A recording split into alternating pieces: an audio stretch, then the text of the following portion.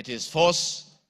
I am here to see any evidence. I have nothing to say because there is nothing to be said. On the issue of shareholding, which I think members are interested in listening to, I listened to you this morning, and it was quite emotive.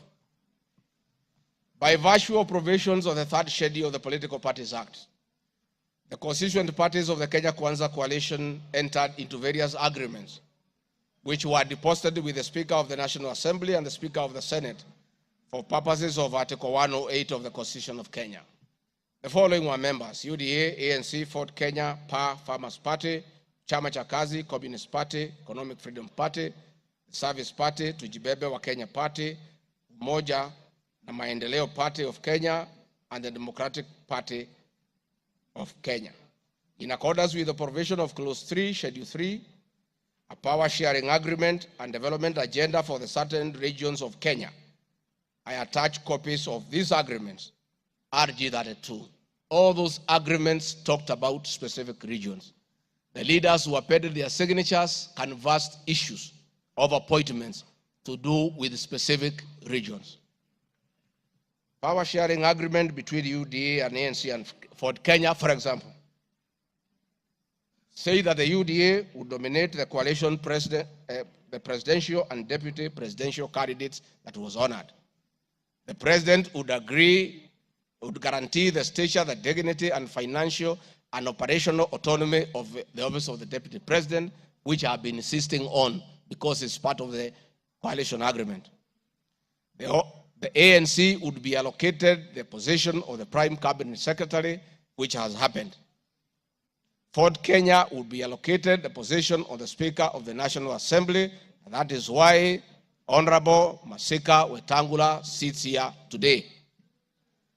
In accordance with Article 2 of the Power Sharing Agreement, ANC at Ford Kenya would have a 30% share is a word, of the national government positions. This drives my utterances about shareholding. It is embedded in all these agreements that are attached here for you to read. I heard this morning an honorable member saying that the deputy president said the people of Ukambani will not get resources because they did not vote for Kenya Kwanza government. That is not true. The deputy president of the Republic of Kenya does not allocate resources. Resources for the development of the Republic of Kenya are appropriated by the National Assembly of Kenya, where I am today. The deputy president will help the president to oversee the implementation of funds allocated and appropriated by the National Assembly. It is therefore not possible that the deputy president of the Republic of Kenya has the capacity to deny any part of Kenya resources because of the way they voted. The decisions on how resources will be allocated for the development of the Republic of Kenya are made here by the honorable members. If your area has no development, please don't impeach the deputy president. Don't accuse him of not giving you resources.